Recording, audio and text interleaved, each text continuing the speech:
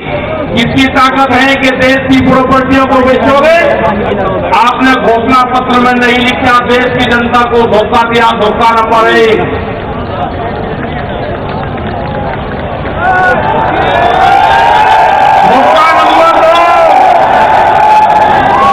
धोखा नंबर 2, बिजली बेचेंगे, प्राइवेट करेंगे बिजली को, ये धोखा नंबर 2। वही घोषणा पत्र में नहीं लिखा, जब वोट मांगी नहीं कहा कि बिजली भी बेचेंगे।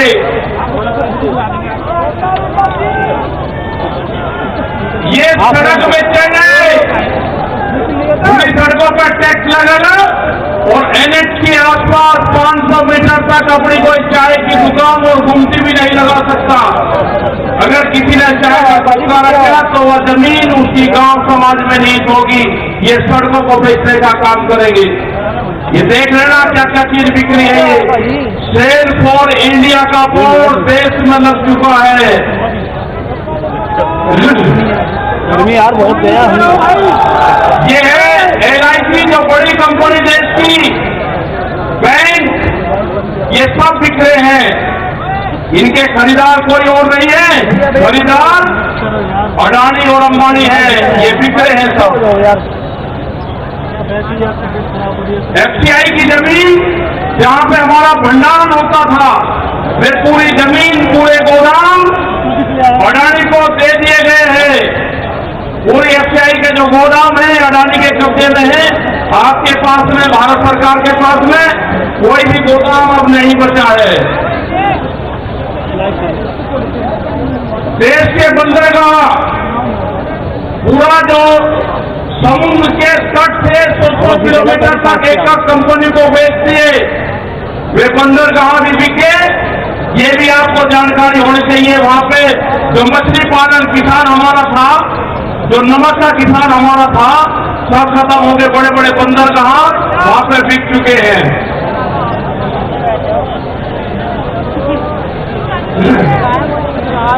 ये जल को बेच रहे हैं। जल का पूर्ण रूप से प्राइवेट कंपनियों को नदियां बेची जा रही है। जो नदियां, जो जल हमारी जीवन रेखा होती थी, उनको बेचने का काम पूरे देश में करा जा रहा है।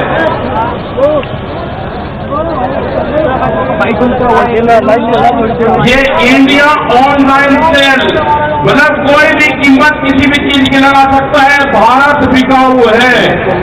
ये भारत सरकार की पॉलिसी है। अब खतरे में कौन कौन है? ONGC, BPCL, इस्पात, शिक्षा, प्राइवेट, जो चिकित्सा हो रही है, और देश के संविधान भी खतरे में है। जो बाबा भीमराव अंबेडकर का संविधान था, वो भीड़ में बता जा रहा है, हमको भी बता रहे हैं कि बाबा भीमराव अंबेडकर का संविधान भी खतरे में है, उसको भी बचाना है।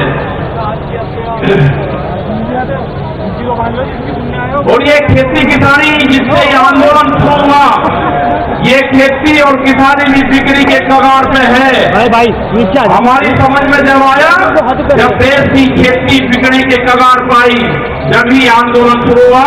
उसके 3 कानून 9 महीने से किसान आंदोलन है वो करने को तैयार नहीं है। आज हालात ये है कि आपका 10 साल पुराना आगे के 10 साल पुराना ट्रैक्टर नहीं चलेगा, वो भी इसी में आता है। आपको बैंक में कर्जा आप दुगना दे दो, आपको बैंक दुगना कर्जा दे देगा। आपको बैंक कहेगा कि गोल्डन कार्ड बना दिया, आप कर्जा ले लो, फसलों के भाव नहीं आपको देंगे। हम जिस जमीन पर आए हैं, ये जमीन उत्तर प्रदेश की जमीन, और जहां पे मुजफ्फरनगर का जो क्षेत्र है, ये गन्ने की बेल्ट है पूरी। क्या इन लोगों ने ये नहीं कहा कि जब अगर हमारी सरकार आएगी तो हम 450 रुपये गन्ने का भाव देंगे? ये कोई भाव देने को तैयार नहीं है। यहाँ पे सरकारें पहले भी आई जिन्होंने 80 रुपया रेट बढ़ाया, दूसरे वाली सरकार आई 50 रुपये रेट बढ़ाया। क्या योगी सरकार उन दोनों से कमजोर है? 1 रुपया रेट नहीं बढ़ाया। हमारा 12,000 करोड़ रुपया से ज्यादा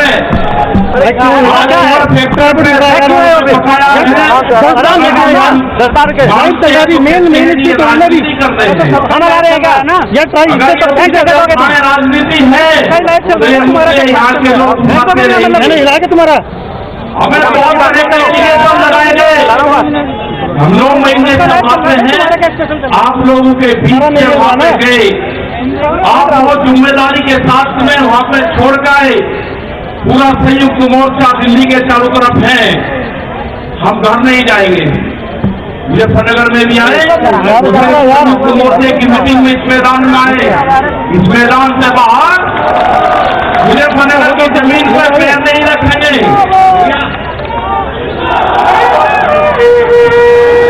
यहाँ पे मुजफ्फरनगर की जमीन पर हम पैर नहीं रखेंगे, हम गाड़ी से यहाँ से वापसी जाएंगे।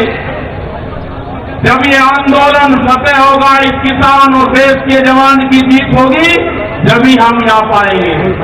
अत्याचार बहुत है, यहाँ पे पुलिस फोर्स के लोग भी होंगे, यहाँ पे पुलिस फोर्स के लोग हैं, उनकी सैलरी 25 और 30,000 रुपए है। ड्यूटी में 24 घंटे देंगे। मास्टर जो प्राइमरी का टीचर है उससे आधी सैलरी उनकी होगी। वे आवाज नहीं उठा सकते, उनकी आवाज को दबाया जाता है। उनका जो क्वार्टर है वो 500-600 फीट में है, उनके क्वार्टर बड़े बड़े, उनकी सैलरी भी टीचर के बराबर उनकी सैलरी हो। वे ड्यूटी देते हैं 24 घंटे। जितने भी सरकारी कर्मचारी हैं उनकी पेंशन खत्म करोगे। MP MLA की पेंशन लोगे 2-3 दिन, कर्मचारियों की पेंशन खत्म करोगे। आप देश में प्राइवेटाइजेशन करोगे तो रोजगार खत्म होंगे। हमारी समझ में एक बात नहीं आई, जो बड़ी बड़ी कंपनी 66,000 और 1 लाख करोड़ रुपया सरकार का लेकर भाग जाती है, उन्हीं को फिर बड़े बड़े संस्थाएं बेच रहे हैं। वो पैसा कहाँ जा रहा है? अगर पूरे हमारे संस्थाओं के रेलवे बिक्री है, रेल के 4.5 लाख कर्मचारी बेरोजगार हो गए।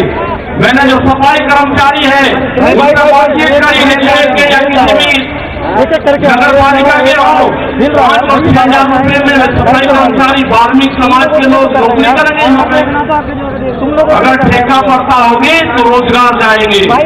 अगर प्राइवेट कंपनी के हाथ में ये कंपनियां जाएंगी, इस तरह से रेलवे गई 4.5 लाख कर्मचारी बेरोजगार होंगे। जो रेडी पट्टी के लोग अपना रोजगार चलाते थे, वे 4.5 करोड़ लोग हैं, वे बेरोजगार होंगे। बड़ी बड़ी एमोजेन जैसी कंपनी आ रही है जो इस देश में व्यापार करेगी, इस देश में मॉल खुलेंगे। वे हमारे मजदूर भाई कहाँ जाएंगे? ये उनकी भी लड़ाई है। ये लड़ाई जितनी भी संस्थाएं बिक रही है उसकी लड़ाई है। और आपने आगे की और हम बात बता देना चाहते हैं, ये लड़ाई शुरू हुई 3 काले कानून से। ये लड़ाई शुरू हुई MSP पे गारंटी कानून से।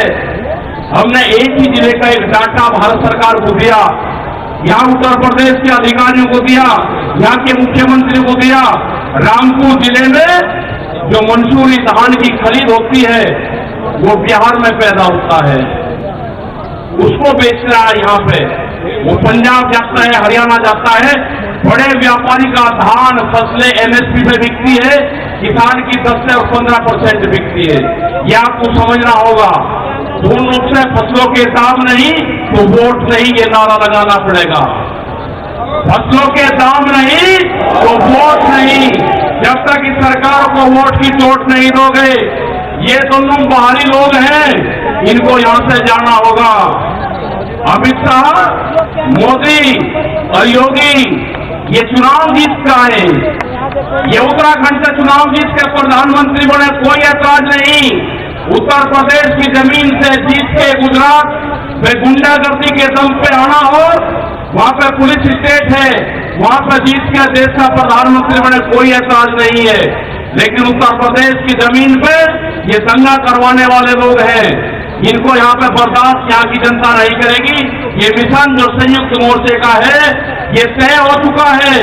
और हम वो 28 तारीख की याद आप सबको याद होगी, वो 28 तारीख की याद भी याद कर लेना। वहां पर ना मुसलमान बचना था, ना सरदार भाई बचना था, और ना देश का किसानी झंडा बचना था। उस रात को देश में आंदोलन का कत्लेआम होता, उसके बाद में देश में कोई आंदोलन नहीं हो सकता था। वे 148 लोग वहां पे थे और 8000 की पुलिस और गुंडे के तत्व पे वहां पे कब्जा करने की नियत थी, लेकिन वे बहादुर लोग वहां पे थे जो 20 मिनट के बाद ही जो वहां से घोषणा हुई, वे 20 मिनट बहुत महत्वपूर्ण थे। जब देश की जनता साथ में खड़ी हुई, जब हमने जल मांगा तो कंडेला खाप हरियाणा, पूरा हरियाणा खाप सड़कों के ऊपर था, पूरा उत्तर प्रदेश सड़कों के ऊपर था। ये तरह का तोड़ने का काम करेंगे, हम जोड़ने का काम करेंगे। ये सरकारें आज से फिर वादा लेकर जाते हैं कि वहां पे अगर हमारी कब्रगाह वहां पे बनेगी, हम मोर्चा नहीं छोड़ेंगे। अगर हमारे को शहीद होना पड़ेगा तो हम मोर्चे पर होंगे, या तो ठीक आएंगे, बगैर जिससे नहीं आएंगे वापसी।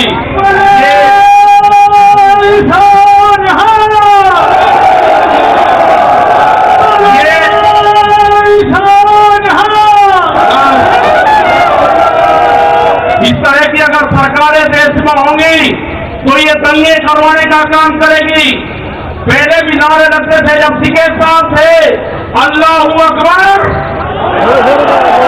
अल्लाहू अकबर, ये नारे लगते थे। हर हर महादेव और अल्लाहू अकबर के नारे इसी धरती से लगते थे। ये नारे हमेशा लगते रहेंगे, ये नारे हमेशा लगते रहेंगे। दंगा यहां पर नहीं होगा। ये तोड़ने का काम करेंगे, हम जोड़ने का काम करेंगे। किसी गलत फहमी में मत रहना। ये देश हमारा है, ये प्रदेश हमारा है, ये जिले हमारे हैं। आप तैयार रहना। ये कहते हैं कि लाल किले पे किसान गया, अगर लाल किले पे नहीं, किसान तो अगर जाता तो पार्लियामेंट पे जाता जहां पे कानून बने हैं।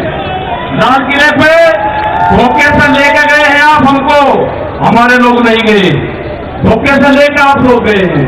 क्या कोई देश की एजेंसी है कि जो उसको जांच कर रहे? क्योंकि कोई एजेंसी बोलने को तैयार नहीं है। पूरे देश पे इनका कब्जा हो चुका है, पूरी एजेंसियों पे। देश में कैमरा और कलम पे बंदूक का पहरा है। कैमरा और कलम पे किसी प्रेस की हिम्मत नहीं कि वो किसान के पक्ष में दिखा दे। निगेटिव दिखाते हैं बहुत प्रेस के लोग।